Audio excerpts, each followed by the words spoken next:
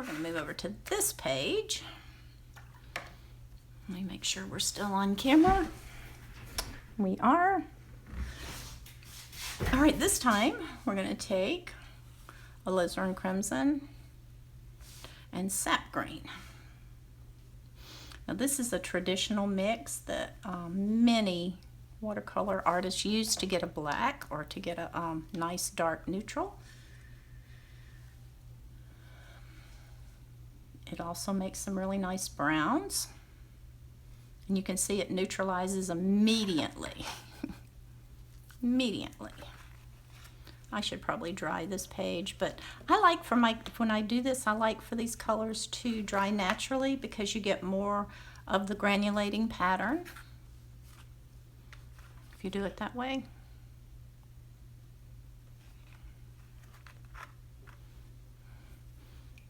Okay. Dry paper towel.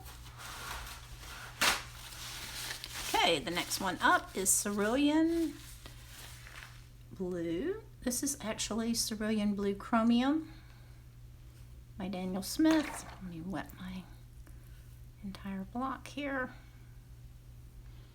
Okay. This is my favorite sky color. Actually, nope, that wasn't. Okay, I'll switch these. Okay, so that transparent pyro orange. I'm gonna have to, and that again is that core orange, which is just unbelievably beautiful. Just runs everywhere. It is the most vibrant, highly saturated, beautiful orange. And I'm not a big orange fan, but boy, I love this orange.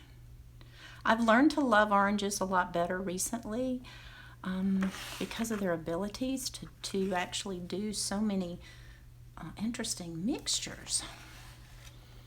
And because they work so beautifully as a complement to the blues.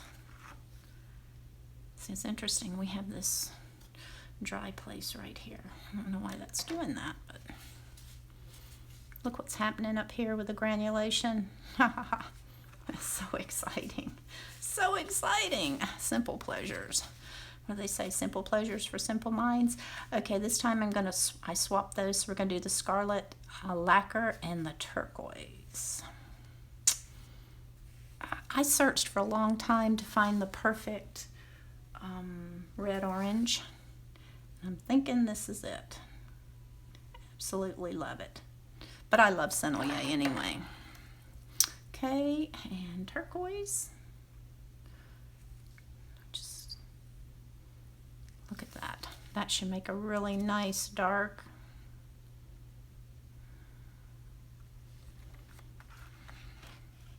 So that turquoise doesn't move as much. You can kind of see that. It doesn't want to move as much.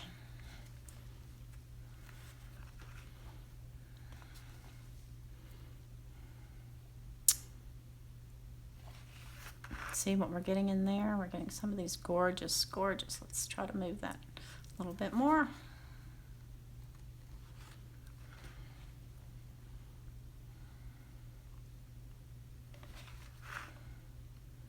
Beautiful, beautiful mixtures right there. Beautiful granulation also. Next one up is a classic for me, and that is cobalt blue and transparent pyro orange. I love cobalt blue. I love all the cobalt pigments. There's just a softness. Uh-oh. Uh-oh. That's not what we wanted. Yeah. So that's going to be a little contaminated, but that's okay. All right, transparent pyro orange.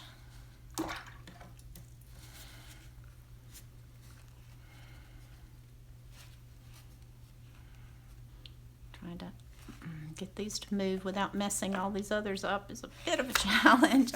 You shouldn't have gone up there. Stay down here. Okay, all right. For some reason, the water avoids the transparent pyro orange pigment. As you can see, it goes around it. I don't know exactly why that happens, except maybe this pigment dries really fast. Or I'm not really sure why that does that, but that's interesting, isn't it?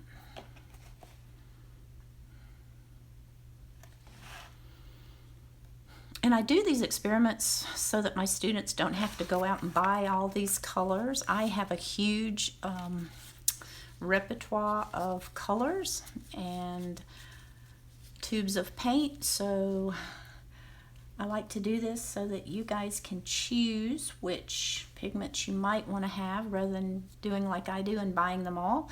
All right, this is an interesting combination. This is Moon Glow, which is a Daniel Smith color, and one I've had on my palette for years and never used, and recently started using it.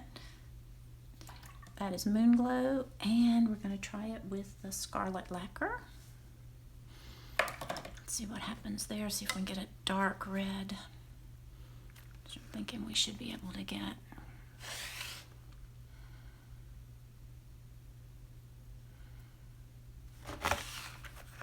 And we'll try to keep that out of there.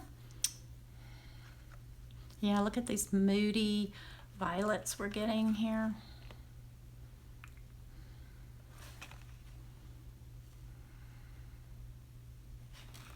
Now the Scarlet lacquer does the same thing. It kind of, the water goes around it as well for some reason. That is so interesting.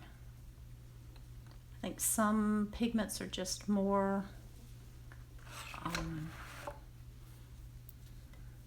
receiving of the water, whatever that means. Okay, and here's the last one, which is a classic, ultramarine and the quinacridone burnt orange. At least it's classic for me. There's this. I use Sennelier's ultramarine deep, which I just like it better. And this is that. This is quinacridone burnt orange, which I just added to my palette. And this is a core color. And I just want to see what happens with that. And if you save these samples in your little workbook, like I have my students do, then you can look back on this and decide on a color palette for a particular painting. You don't always have to paint the colors that are in the reference material. You can always alter that.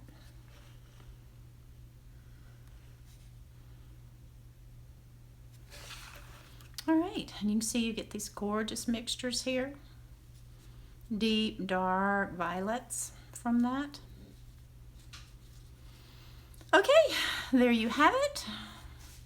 Let me see if I can, I'll take a photo of this. I hope you enjoyed this, and I hope you will mix some of your colors like this so you can learn to appreciate the properties of each one of the colors on your palette. And we will see you soon.